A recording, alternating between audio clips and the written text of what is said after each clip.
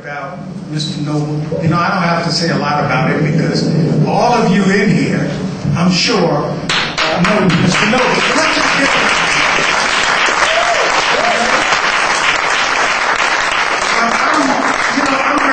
I'm very happy to say that, you know, we kind of go back a ways, and he's also a friend of mine.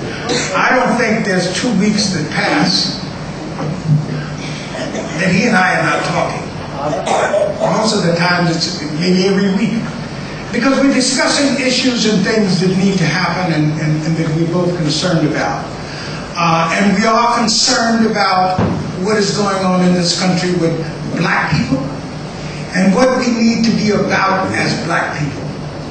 Well, Gil Noble has been on the scene for a long, long time.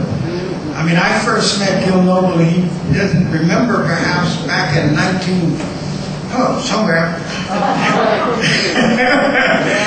I think it was around 1970, 71. I was a graduate student at New York University, and a friend of his was one of my professors, and he brought him in to speak.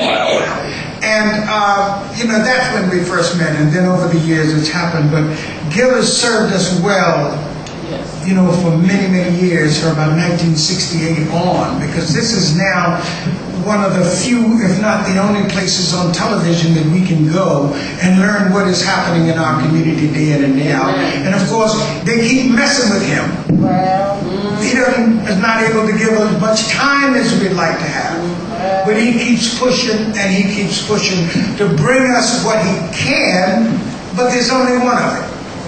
So, you know, it becomes very difficult. But this man has stayed on the scene for year in and year out and has served us tremendously. So I'm not going to say anything more, but I just want to say welcome, Gil, and thank you for being with us. Let's give him a hand.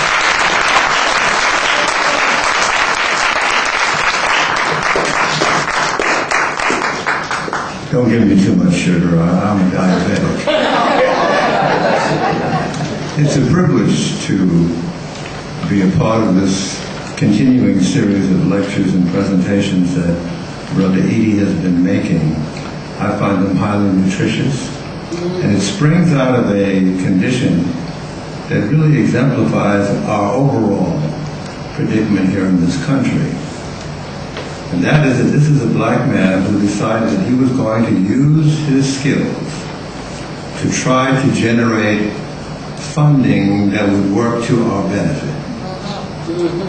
And true to the old adage, anytime a man like this comes along, or a woman, they're going to catch it, you know? And I've always maintained that I've never heard of a jailer who will give a key to an inmate. It's just stupid, all right? And so he has not been given the keys and the implements that he so badly needs to help realize our empowerment, because those in power are not stupid and they understand the threat that he poses. And if he wasn't catching hell, then he should, you know, stop and look in the mirror and wonder what he's doing wrong. And that's the way I conduct myself too. As long as I engender the resentment and friction and all of that stuff, then I have a sense that I'm going in the right direction. You know, that's right. Now, I must tell you that I'm a Harlem boy, born and raised in Harlem. And it was just an extraordinary experience living in Harlem. But there were a few basic ingredients that were missing in my diet. One, I didn't learn anything at all about myself as an African. To the contrary, all of us were raised to be embarrassed about our Africanness. We took glory in the European twang of our name. And the worst thing you can do is associate yourself with Africa. Not only that, but the physical standards did us great harm. Because a fine chick, as we used to say, automatically there's certain characteristics that pop into your mind. She's probably going to be light. She's probably going to have good hair.